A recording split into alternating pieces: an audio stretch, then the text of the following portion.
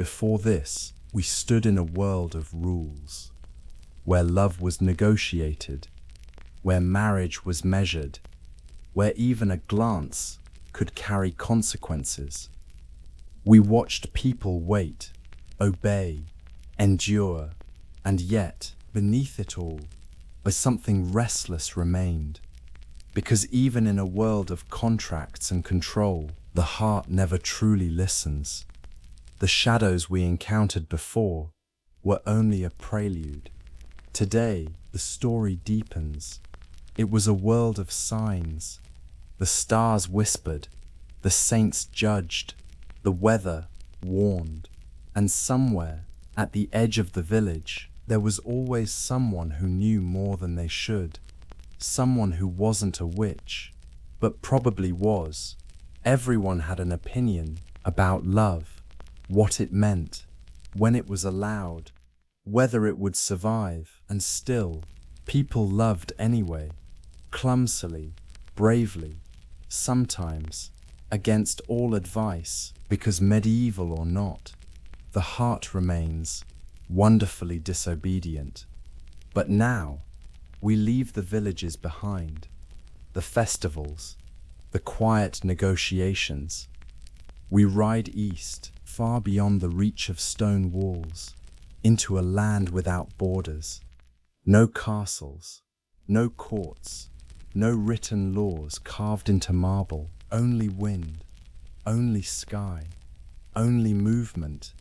And in that vast, untamed world, a different kind of ruler emerges, not crowned in gold, not seated on a throne, but standing in the open, unshaken, unyielding.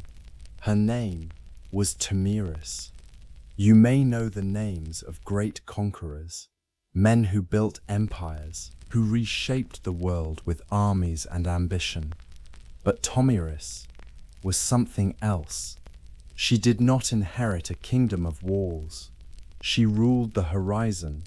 Her people, the Massagete, nomadic tribes of the Central Asian steppe, warriors of horse and bow, living where others could not. Their world was not stable. It was survival.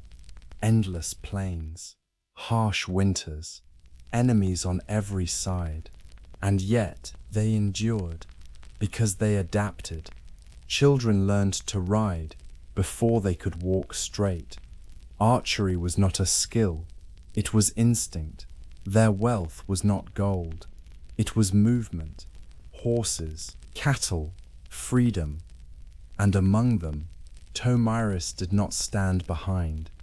She stood above, not because she demanded it, but because she earned it. She was a warrior, a leader, a ruler in her own right. No husband guiding her decisions, no brother speaking for her, only authority, clear, unquestioned. But her story does not begin with power. It begins with a threat. To the west, an empire was rising, relentless, expanding, hungry, the Achaemenid Persian Empire. And at its head, a man whose name echoed across continents, Cyrus the Great, a conqueror without equal, a king who took cities without resistance, who broke kingdoms without hesitation. Lydia had fallen, Babylon had bowed, and now his gaze turned east, toward the land of the Massagete, toward Tamiris. He saw opportunity, expansion, another victory waiting to happen. But what he did not see, what he did not understand, was the kind of ruler he was facing. Before the first arrow flew, before the first soldier marched, Cyrus made an offer, a marriage, on the surface, a union, an alliance, perhaps even peace. But Tamiris saw through it instantly. This was not love, this was absorption. If she accepted, her people would disappear into his empire, her rule reduced to ceremony, her identity erased. So she refused, not hesitantly, not diplomatically, firmly, and for a man like Cyrus, that was unacceptable, because conquerors are not used to hearing no. So the offer became a warning. The warning became a decision. If she would not join him, she would be taken. Cyrus crossed the Araxes River, an act of invasion, clear, irreversible. But Tomaris did not panic. She prepared. She gathered her warriors, consulted her chiefs, watched and waited, because she understood something Cyrus did not. This was not just a war for land. It was a war for a way of life, and there are some things people will die for before they ever surrender. But Cyrus had one more move. Not strength, not speed, deception, a trap. And when it was set, everything began to unravel. But that is where the story turns, and not in the way you expect. How did a single decision ignite one of the most brutal confrontations in ancient history? And what happens when war stops being strategy and becomes something far more personal? The answers lie ahead. Say the word, and we continue. The trap had been set. A queen watching, an empire advancing, and somewhere between strategy and pride, something irreversible had begun. But to understand what comes next, you have to understand the world that shaped her, because Tomaris was not alone. She was not an accident. She was the product of a different kind of civilization, a world without walls, without permanence, without kings who ruled from marble halls, a world that moved. Long before empires claimed dominance, the steppe had its own rulers. The wind had its own language. The Scythians, nomadic, relentless, unpredictable. To outsiders, they were barbarians. To themselves, they were freedom. They rode before they could walk, fought before they could reason. Their weapons were not decorative, they were survival. And their warriors, not just men, women fought too, bled too, died too, buried with weapons, marked by battle, remembered in silence. No monuments, no written history, only traces left beneath the earth. Gold in burial mounds, tattoos preserved in time, weapons still waiting, a civilization that refused to be fixed in place. Because to stand still was to die. And far to the south, another people mastered a different kind of survival. The Bedouins, where the steppe had wind, they had sand. Where others saw emptiness, they saw life.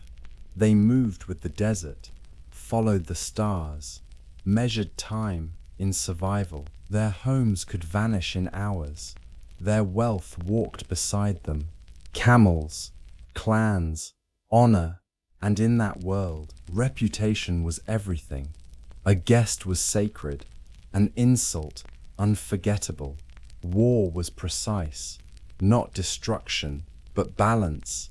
Take what you need, leave before the world notices.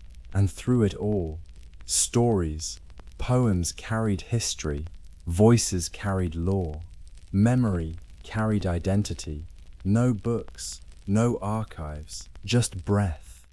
And then came the Mongols. The storm perfected.